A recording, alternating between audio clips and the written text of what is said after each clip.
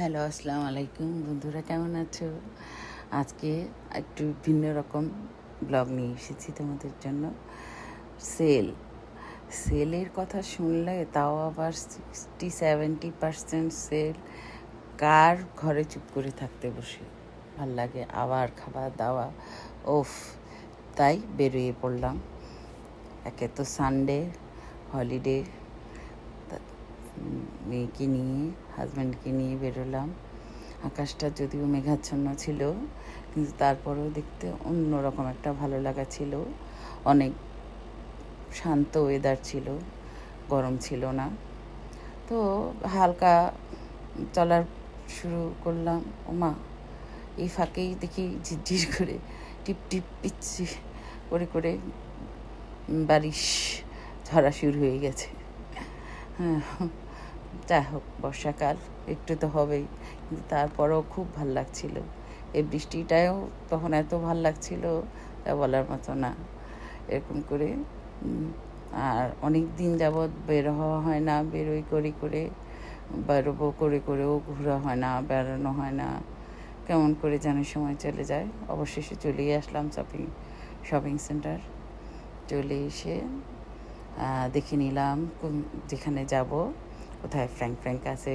Frank মানি তো মেয়েদের সবচেয়ে একটা, মানে কি বলবো, প্রয়োজন হোক না হোক কিন্তু কিনতেই হবে। ক্রোকারিস এবং বিভিন্ন ঘরোয়া জিনিস দেখলেই কার না মন চায় কিনি। তাও আবার সেল যখন চলে তখন তো আর বলারই কোনো অপেক্ষা রাখে না। যা হোক, একে একে ঢুকলাম, দেখলাম সবগুলি সাইট।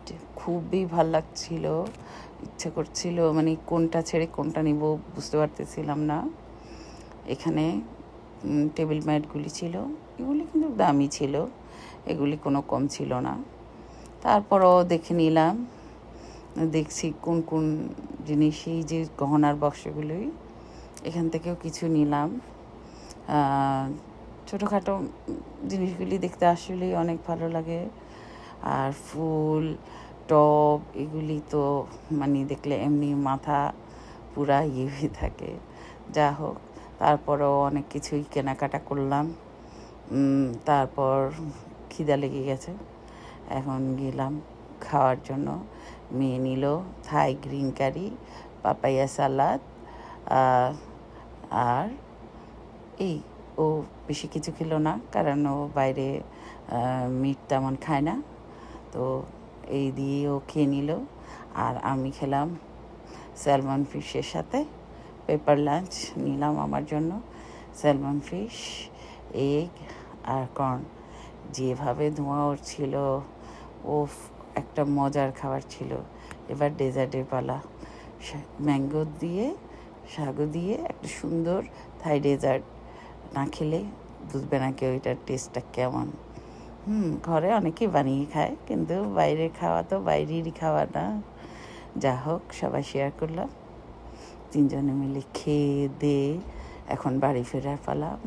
পথে তো আমার যদি ফুলের ডেকোরেশন দেখি, তাহলে তো অবশ্যই আমার ক্লিপ নিতেই হবে, কারণ ফুল লতা পাতা দেখলে তো আমার মাথা এমনি নষ্ট হয়ে যায়। যাক, এখান থেকেও একটা স্ন্যাপ নিয়ে নিলাম তোমাদের সাথে শেয়ার করার জন্য। তো যারা দেখছো, কেমন হয়েছে আমার আজকের ব্লগটা অবশ্যই জানাবে, কমেন্টস করবে, লাইক দিবে এবং শেয়ার করতে ভুলবে না কিন্তু, অবশ্যই জানাবে। অনেকক্ষণ হয়ে গেছে ঘোরাঘুরি, শপিং, এবার বাড়ি ফেরার পালা।